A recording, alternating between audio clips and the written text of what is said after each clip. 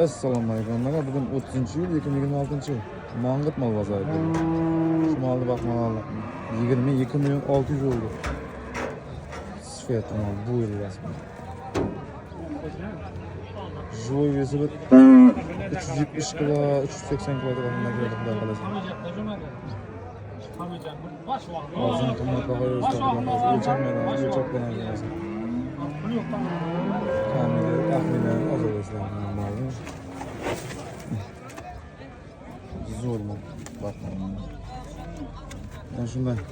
Cümbek eski kaysını avıydık? Kızılınça oldu bu. 20 milyon tuttu. Aynı akında, bunu beğendin akında ne? Bu 17 milyon 500. Yine şu mal.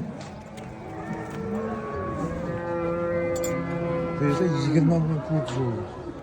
Kılıçbek'e aldık bunu. Kaçok var. Yaşlayacağına üstüne tutuntuları bir cihan var. Bu oyunda var.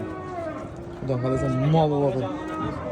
Onda hocam bana ne yapmadın da? Batırak aytın mı ne? Malın sıfatı ha? Yaxşı o'jalar. Buna 17 milyon 400 oldu bu. Ya Muzaffar 100 deyman. 100 gözlü de. Yine bu yıl asma. Ularni qarasa janovar. Hazırdan şunda ya canavar. Est.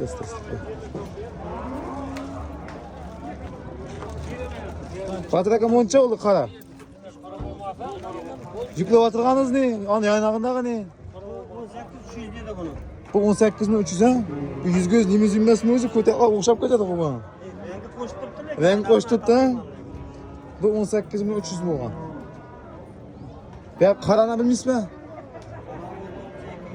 Bu 19.200 bo'pti. Batırak ana şu ekip paylab ketgan şu gullar Navoiyga ketadi xudo xolasa Allah. Arzon qimmat bahoga to'lasizlar xudo xolasa. Bir narsalarga chalimi bor buni. Şahından baylanmamış yakma tuttu bunu. 18.300 bu 19.200. Bugün mal şunday ko'p tushdi. Yaqin 1 ay 2 ay bunday mal tushib ko'rdi bozorga. Shunday dim ko'p tushdi mal.